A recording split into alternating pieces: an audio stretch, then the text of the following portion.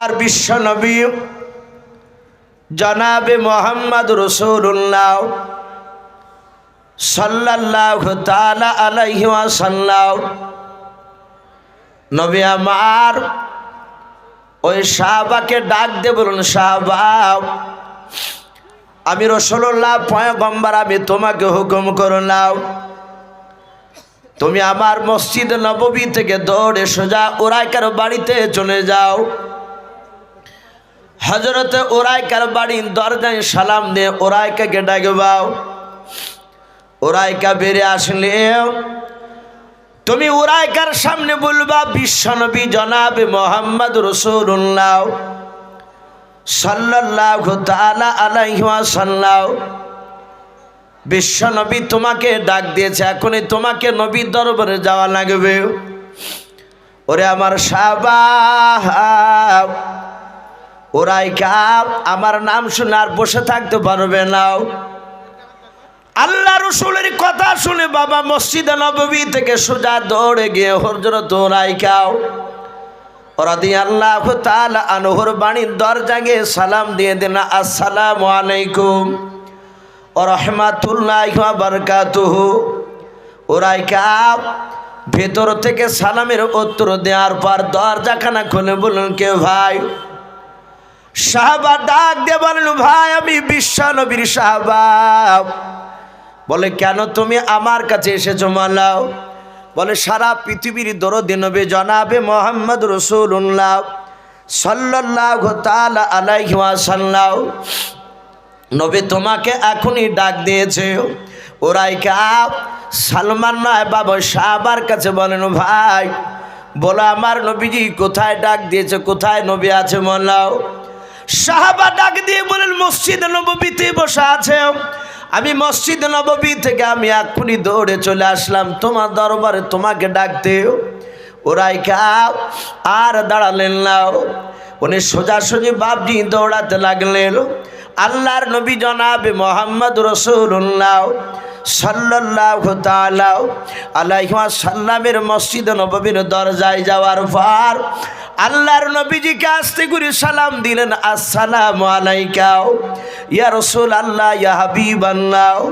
আমার নবী সালামের উত্তর নিয়ে বলেন, উরাইকা কেন তুমি আজ 3 দিন ধরে আমার মসজিদ নববীতে নামাজ কেন পড়তে আসো না? আল্লাহ রাসূল যখন এই কথাটা উরাইকাকে বললেন, হযরত উরাইকার 2 চোখের কোনা দিয়ে বাবজে পানি গড়তে লাগলো। হামা করে তিনি কাঁদতে শুরু করলেন।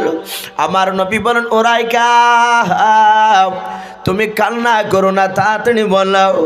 উরাইকা আস্তে করে বলেন, নবী আজ 3 দিন আগে আপনি বলেছিলেন ওগো সাহাবায়ে কেরাম শুনে নাও, আমার আল্লাহ জিবরিলের মারফতে আমাকে জানিয়ে দিয়েছে আমি নবী তোমাদের সামনে যখন কথা বলবো, ওরে সাহাবারা তোমরা আমার সামনে তোমরা এমনভাবে কথা বলবা যেন আমার গলার আওয়াজের চেয়ে তোমাদের গলার আওয়াজটাও উঁচু যেন না হয়ে যায়।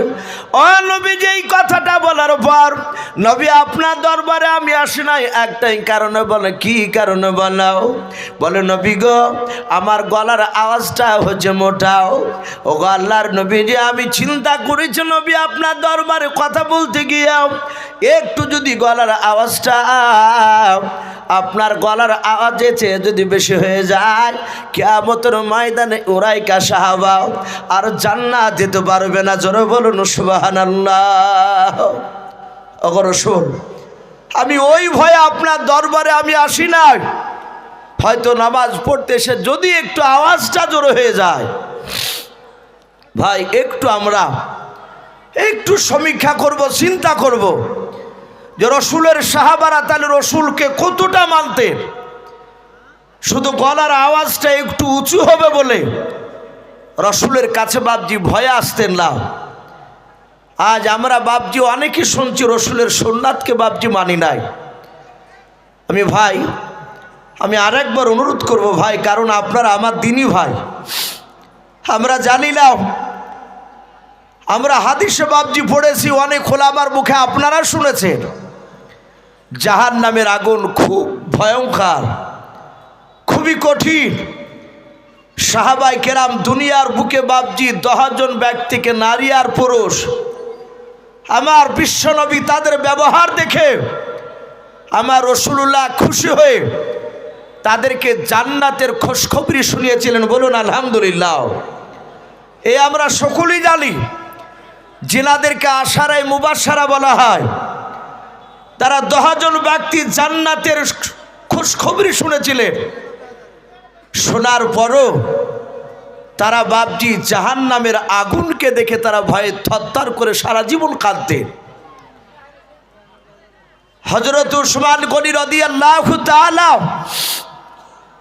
আনহু বিশ্বনবীর সাথে দাঁড়িয়ে আছে, একটা পাহাড়ে দাঁড়িয়ে আছে। মাকামে নওবাদ বলে একটি কিতাব, ওই কিতাবটিতে ঘটনাটা এসেছে। হযরতে বিশ্বনবী আমার দাঁড়িয়ে, হযরতে উসমান গনি দাঁড়িয়ে, আর হযরতে আবু বকর সিদ্দিক রাদিয়াল্লাহু তাআলা আনহু উনিও দাঁড়িয়ে। হঠাৎ করে দেখলেন বিশ্বনবী পাহাড়টা দুলছে, যাকে আমরা হিলা বলি। যাহাতে হিলতে শুরু করেছে, আবু বকর সিদ্দিক বলছেন, ওগো আল্লাহর রাসূল, হঠাৎ করে পাহাড়টা হিলছে গেল। আল্লাহর নবী পাহাড়টার দিকে লক্ষ্য করে নবীজি শুধু এতটুকু কথা বলেন, পাহাড়, এই পাহাড় থামিয়ে যাও। জানি সে পাহাড়ের ওপর কারা দাঁড়িয়ে আছে? সারা পৃথিবীর শ্রেষ্ঠ রাসূল আমি দাঁড়িয়ে আছি, আর আমার সাথে 2 জন আরো দামি সাহাবা দাঁড়িয়ে আছে।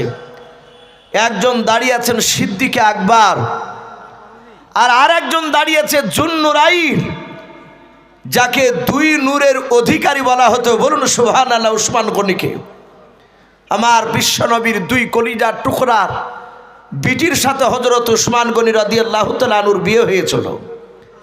যাহাতে এই কথা বলেন, আর সাথে হাতে বাপজি পাহাড়টা থেমে গেল।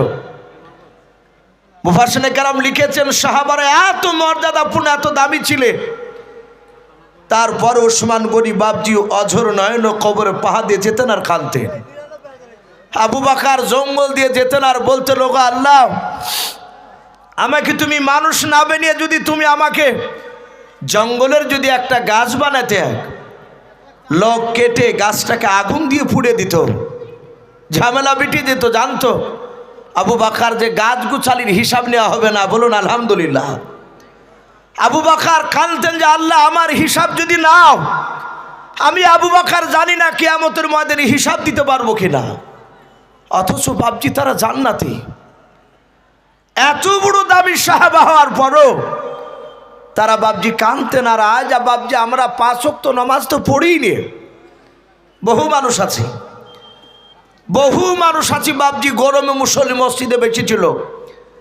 লক্ষ্য করে দেখবেন শীতের সময় মুসল্লি কমে গিয়েছে। অথচ আমরা দাবি করি যে রাসূলুল্লাহকে ভালোবাসি। ভাই, অনুরোধ করব, বিশ্বনবীর সুন্নাতকে বাপজি না মানলে জান্নাত পাওয়া যাবে না। আর নবীর সুন্নাতকে তখনই মানা যাবে যখনই আমি বিশ্বনবীজির বাপজি প্রতিটা সুন্নাতকে বাপজি জিন্দা করব, মানব। পা থেকে মাথা পর্যন্ত প্রতিটা জায়গায় নবীর সুন্নাতকে বাপজি জিন্দা দেখতে পাওয়া যাবে। সাহাবারা মেনেছিলেন, তাই বাপজি তারা দামি হয়ে গিয়েছিলেন। সাহাবাদের কথা অনেক শুনেছে। আমার বিশ্বনবী জনাবে মোহাম্মদ রাসূলুল্লাহ সাল্লাল্লাহু তাআলা আলাইহি ওয়াসাল্লাম, আমার এই বিশ্বনবী আমার সাহাবাদের সামনে জান্নাত জাহান্নামের কথা বাপজি শুনিয়েছিলেন। সাহাবারা শোনার সাথে হাতে আমার সাহাবায়ে কেরামরা তারা বাপজি আমল করেছিলেন। আর সাহাবারা নিজ চোখে দেখেছিলেন যে আমার বিশ্বনবী জাহান্নামের কথা বলার সাথে হাতে নবী আমার জাহান্নামের আগুনের জন্য আমার বিশ্বনবী কাঁদতেন। বলুন আলহামদুলিল্লাহ। এটা সাহাবারা নিজে চোখে বাপজি দেখেছিলেন। আমরা জাহান্নামের আগুন বললে বাপজি অতটা ভয় আমাদের আসে না। অনেক মানুষ দেখেছি বাপজি মুনাজাতে কাঁদে। মৌলানা সাহেব যখন মুনাজাত করে, কিছু মানুষ বাপজি দেখা যায় চোখ দিয়ে পানি ঝরে, আর কিছু মানুষ তাকে থেকে তার দিকে দেখে।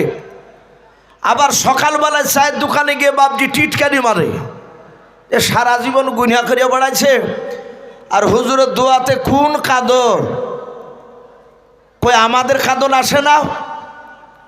বাপজি কাঁদন এমনি আসবে না, যতক্ষণ পর্যন্ত আপনার জাহান্নামের আগুনের ভয় আপনার দিলে না ঢুকবে আপনার কাঁদন আসবে না। মাইসা সিদ্দিকা রাদিয়াল্লাহু তাআলা আনহা বলে, আমরা সকলেই জানি যে বিশ্ব নবী, সারা পৃথিবীর শ্রেষ্ঠ নবী। আচ্ছা একটু কথা বলেন, কোন নবীদের গুনাহ আছে? একটু কথা বলেন বা একটু জোরে বলুন। পৃথিবীতে আদম নবী আলাইহিস সালাম থেকে নিয়ে যত নবী রাসূল আল্লাহ পাঠিয়েছে, হযরতে বিশ্ব নবী মুহাম্মদ সাল্লাল্লাহু আলাইহি ওয়াসাল্লাম পর্যন্ত একটা নবী রাসূলেরও বাপজি জীবনে গুনাহ নাই আছে? তারা সবাই মাসুম। আমার মাইসা সিদ্দিকা বলেন, আমি নবীজিকে দেখেছি। আমার বিশ্বনবী যেদিন আমার বাড়িতে পালি পড়তো, আমার বিশ্বনবী সারা রাত বাপজি নফল নামাজ, তাহাজ্জুদ নামাজে দাঁড়িয়ে থাকতে। আজ তো নফল নামাজ আমরা পড়ি না বললেই চলে। মসজিদে বাপজি এখন 3 রকমের মুসল্লি দেখতে পাওয়া যায়। প্রতিটা মসজিদে একটু লক্ষ্য করে দেখবেন, কিছু মনে করবেন না বাপ। যাহাতে এক শ্রেণী দেখা যায় ফরজ নামাজ হয়ে গেলি অমনি সোজা বাপজি আপনার বেরিয়ে অনেকে মোনাজাতও করে না। আপনি যে মোনাজাত করছেন, আমি আপনাকে অন্যায় করছেন এ কথা আমি বলছি না, কিন্তু দেখা যাচ্ছে ফরজ নামাজের পর সোজা বেরিয়ে মসজিদ থেকে বেরিয়ে বাড়ির দিকে চলে যাচ্ছে, তার মানে সে সুন্নাতও পড়ে না। আবার আর এক শ্রেণীর লোককে দেখা যাচ্ছে সুন্নাত পড়ছে, তারপর আবার বেরিয়ে চলে যাচ্ছে, সে নফলও পড়ে না। আছে কি না একটু কথা বলে?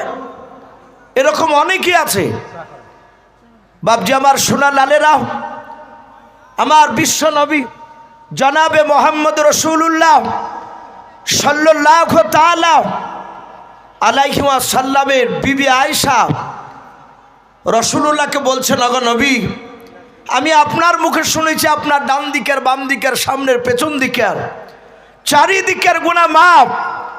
ওগো নবী, আপনি অত রাত্রি পর্যন্ত আপনি কেন কাঁদেন? আয়েশা বলছেন, আমি রাসূলুল্লাহকে দেখলাম নবীজি আমার ঘরে এক কোণে বসে নামাজ পড়ছে। নবী সেজদায় পড়ে আল্লাহর কাছে কাঁদছেন আর ওগো বলছেন, ওগো আল্লাহ, ওগো মাওলা, জাহান্নামের আগুন আমি নবী রাসূল সহ্য করতে পারবো না, আমার উম্মাতরাও জাহান্নামের কঠিন আগুন সহ্য করতে পারবে না। বলুন আলহামদুলিল্লাহ। আমার বিশ্বনবী কাঁদছে। বাপজি আমার সোনা লালেরা, আমাদের সেই রসুলকে বাপজি আমরা আজও চিনতে পারলাম না। আজ অনেকে আমরা রসুল্লাহর বিরুদ্ধে অনেক রকমের কথা বলি। আপনার বিশ্বনবী দুনিয়ার বুকে বাপজি 63 বছর বেঁচে ছিলেন, সকলেই আমরা জানি।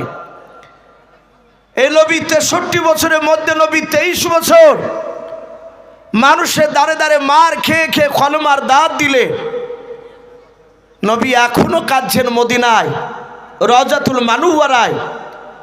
বাপজি রাসূলুল্লাহ জিন্দা অবস্থায় শুধু কেঁদেছে, যখন মালিক কবরের আযাব, জাহান্নামের আযাব আমি আমার উম্মাত সহ্য করতে পারবো না, তুমি আমার উম্মাতদেরকে তুমি মাফ করে দিও। বলুন সুবহানাল্লাহ।